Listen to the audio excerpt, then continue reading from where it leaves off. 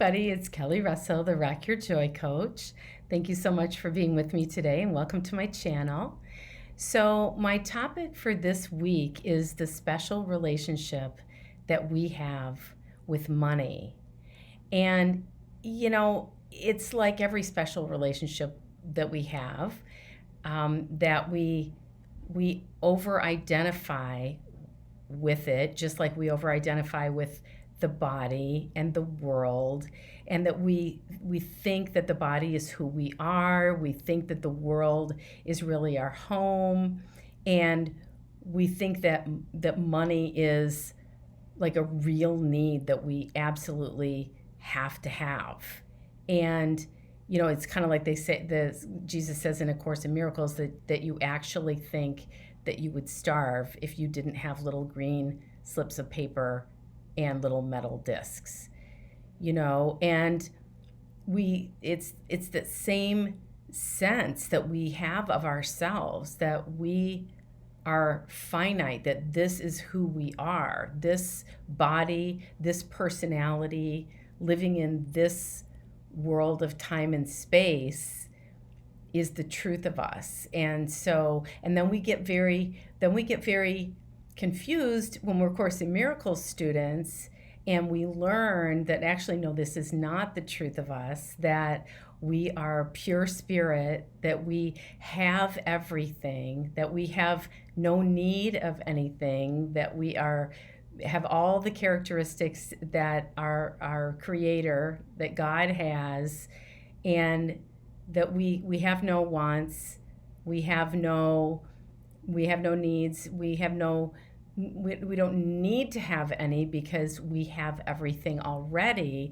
And then it can be very confusing, and we can feel like we're bad Course in Miracles students, so that we're somehow not getting it if we are taking action in the world in order to obtain money, right? That it feels like we shouldn't be doing that, and I have people, coaching clients and so forth, that will talk to me about that and just say, I feel like I'm not supposed to, do anything else for money except for ask Jesus for it in the Course in Miracles. And then if it's not showing up, then somehow I'm thinking it's because I'm not supposed to have money right now, or, he's withholding it from me, or, some other like effed up idea, instead of, the Course in Miracles is teaching us it's a mind training program. It is teaching us to think differently. Like I love the part in the Course in Miracles that comes from chapter 21. It says, projection makes perception. The world you see is what you gave it. Nothing more than that. But though it is not more than that, it is not less. And therefore, to you, it is important. It is the witness to your state of mind, the outside picture of an inward condition. As a man thinketh, so does he perceive. Therefore, seek not to change the world, but choose to change your mind about the world. And so choosing our minds about the world means deciding to disidentify with it as it being our true home, as it being where we really are, as it being anything that has anything to do with the truth of us and our brothers, and that in truth the world is nothing. It's not real. It's an illusion. It's a dream, right? And so, therefore, anything that is contained within the dream is also equally unreal, like, and what the Course refers to as magic, like air, like food, like water, like jobs, like houses and cars and money. And yet, in this dream that we have constructed, that the ego mind has constructed, that we believe we are temporarily where we think we are, there are certain things that it's sort of like the way that it goes, right? Like the way that it goes here is that you think you're a body, or you live in a body, you appear to be a body, but we know that we're not. So we can know that, and we can still honor the fact that we are temporarily believing in the dream. And in the dream, I'm riding around in this body, which means in the dream, I'm riding around in this body that needs to eat in order to run. It needs to drink water. It needs to breathe air. In some societies, such as the one that I live in, it needs to wear clothes, and it needs to, it needs to have money to do all those things. It needs to be sheltered, and it needs to be attended to in terms of taking care of and so forth. And so it needs money to be able to do all those things. And so again, money is just something that we use in the dream in order to pay for the things that the body in the dream, the thing that with the suit that we're wearing in the dream needs. And not just the needs, but like while we're in the dream, to pay for the things that we want, to sort of decorate the dream and to enhance the dream and to make the dream more fun and make it more exciting and more adventuresome. And we might want to travel and do different things and have different experiences and own possessions and all of that. And that somehow, the ego mind, of course, will get in there and use anything, just as the Holy Spirit will use anything that is in the ego world for its own teaching purposes. The ego attempts to do that too. And so the ego is trying to tell us, no, you need money. You have to have money. You'll die without money. You can't survive. You, meaning the who you are, if you don't have money. And so it becomes very visceral. We become desperate around it, and we get crazy over it. Instead of, money's nothing, just like the body's nothing, just like this world of time and space is nothing, meaning it's a part of the made up dream, part of the illusion. But while we appear to be here, if you're opening your peepers in the morning and you're still seeing yourself in a body in the world, then okay, it means for this time being, this temporary period, while I am undoing my belief that I am here and I am awakening, in that period, in that temporary time, frame, I have need of money. It's like another thing that Jesus says in A Course in Miracles. So he says God's equal sons have everything. So everything with a capital E, like we truly have need of nothing, because in the truth of where we are, the home we never left, that is changeless and timeless and eternal and infinite heaven, where we don't need anything because there's nothing to need and there's nothing to want, because we have everything, we know everything, we are everything. We are extensions of God, exactly like him, with every characteristic that he has. And what could there be that we would need? But we're not awake to that. We're not aware of that. That's not where we're presently, where our awareness presently is where we really are, but it's not where our conscious awareness is. And so he also says, that was from chapter 7, and he also goes on to say in chapter 13, in your world you do need things.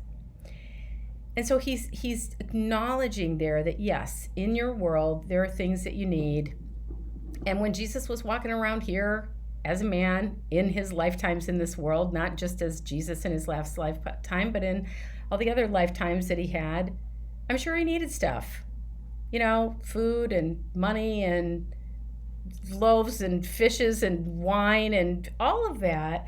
And so for us not to feel guilty for doing what we are doing in the pursuit of money and wealth and prosperity, and not to feel like we're bad Course in Miracles students because of the way that we are going about it. And so one of the things that Jesus says in the Course in Miracles is, he says, only once you accept his plan as the one function that you would fulfill, there will be nothing else the Holy Spirit will not arrange for you without your effort.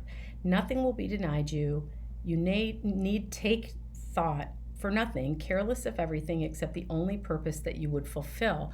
This does not mean that all your money and all your food and your house and everything that you require to get along in this world is going to show up on the UPS truck or going to be dropped into your lap. It means he is asking us to seek ye first the kingdom, and all else will be added unto you, as it says in A Course in Miracles and also in the Bible, to put our focus on who we know that we are and where we know that we are. And we do that by a few things. We do that by having a spiritual practice in which we connect with that presence and that power that is the truth of us and that is connected to God and connected to all of our brothers all of the time as one being, as the Christ, as the one Son of God, the extension of God. And so we do that through having a spiritual practice.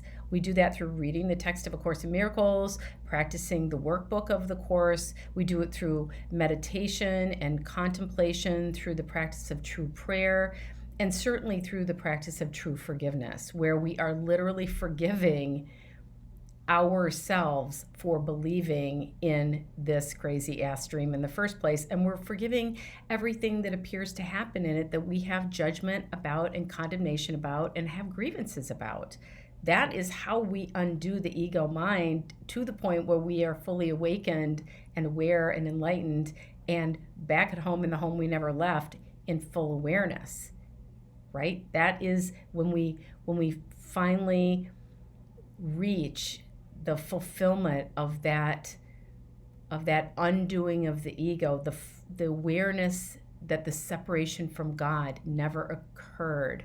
When we have the atonement and we have achieved that atonement, we're working on it, okay? But in the meantime, it is also okay for us to work, for us to have our own businesses, for us to be rich, for us to do fun things in the world, and to pursue, the options and the freedoms that are available to us in this world. And what do we use to do that? We use the power of our minds. The power of minds. When he says, seek to change your mind about the world, the way that I love to interpret that is know what the truth is. Know what this world is. Know that this world is a dream, is fake, it's illusory.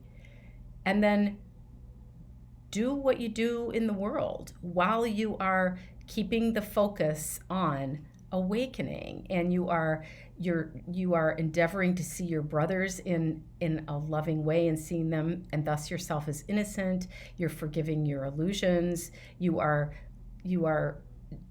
making the attempt as much as you are able to see people as either extending love, expressing love, or calling for love. So you're not judging and condemning people. And when you do, again, you forgive yourself.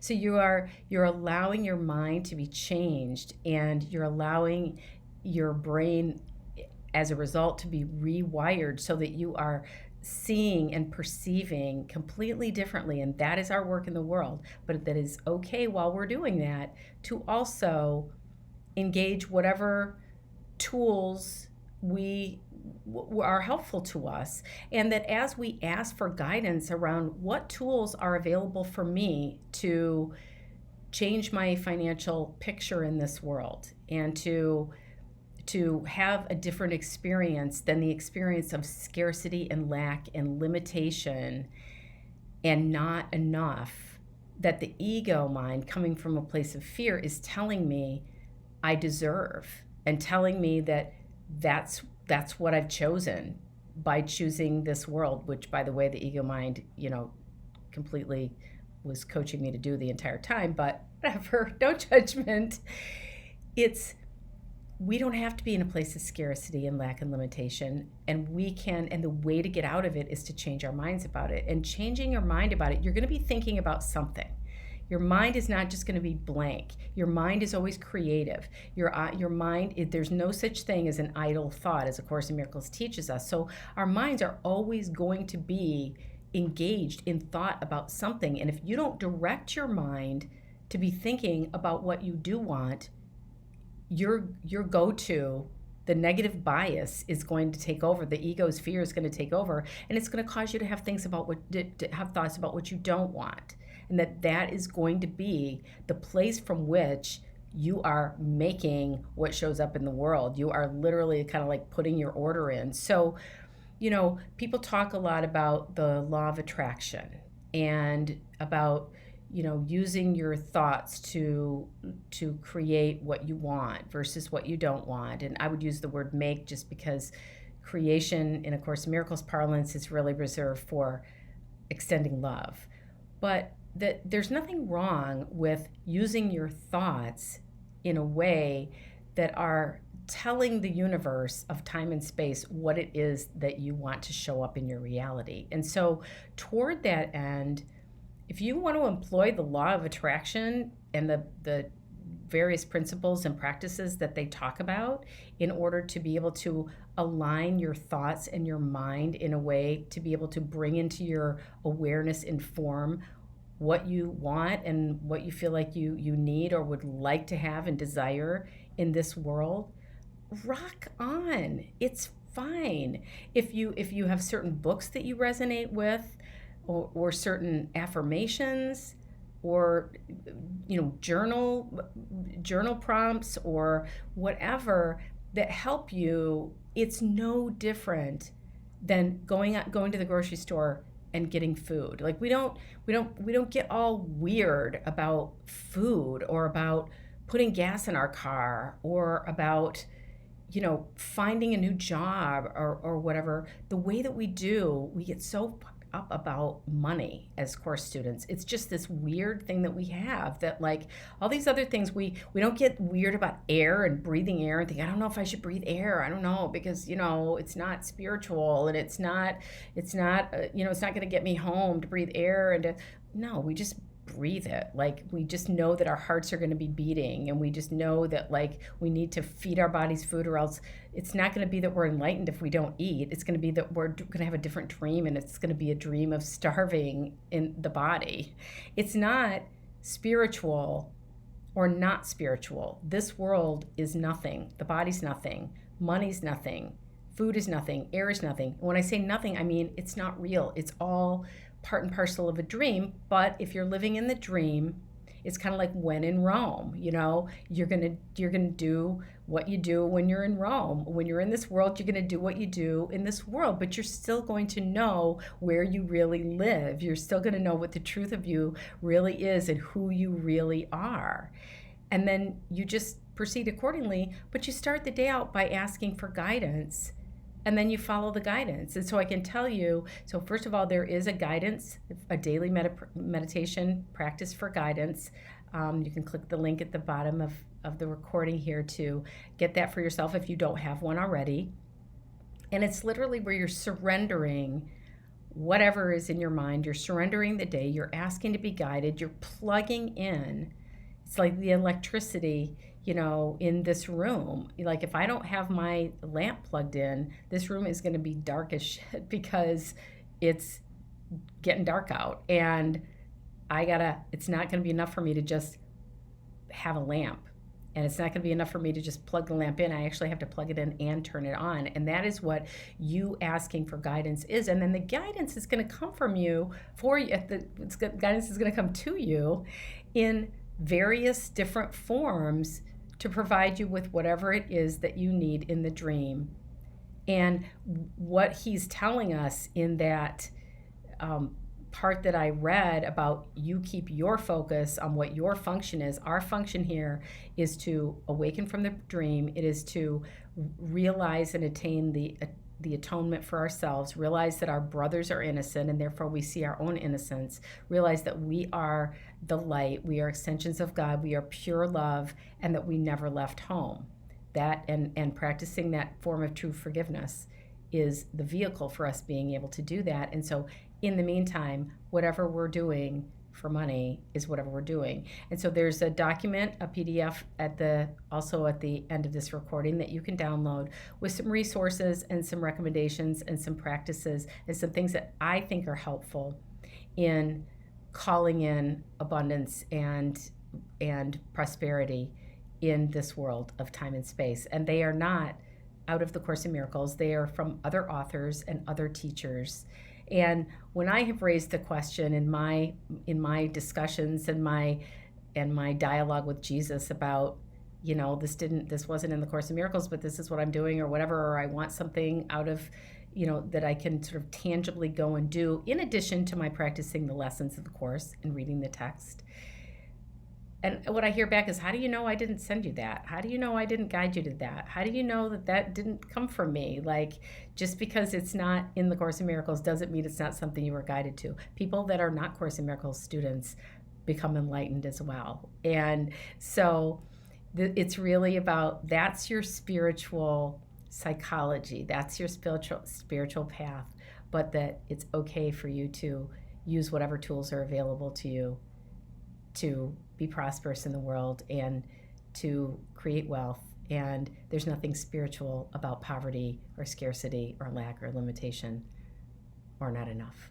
So that's my message for you today. I hope it was helpful. If you are not a subscriber to my channel already, I invite you to join me. I'm here pretty much every week talking about the practical application of A Course in Miracles.